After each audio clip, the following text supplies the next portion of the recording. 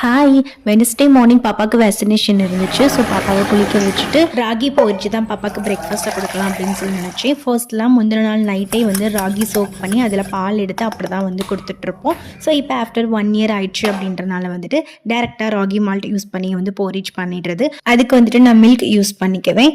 அப்புறம் வந்துட்டு ஸ்வீட்னஸ்க்கு வந்து கருப்பட்டி யூஸ் பண்ணுவேன். ஆரல்ஸ் வந்து என்னைக்காவது வந்துட்டு சால்ட்டுமே யூஸ் பண்ணிட்டு லாஸ்ட்டாக வந்து கீ மட்டும் போட்டு இறக்கிட்டோம் அப்படின்னா ராகி போரிச் ரெடி ஆகிடும். ஸோ பாப்பாவுக்கு அதை ஊட்டி விட்டுட்டு நாங்கள் வந்து இப்போ வேக்சினேஷன் போட போயிட்டு இருக்கோம்.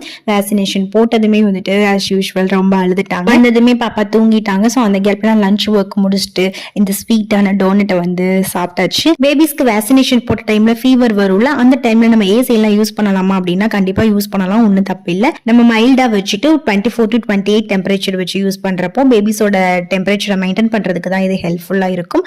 ஸோ நியூ மம்ஸ் யாரும் பயப்படாம யூஸ் பண்ணுங்க. For more such mini vlogs keep watching. Bye.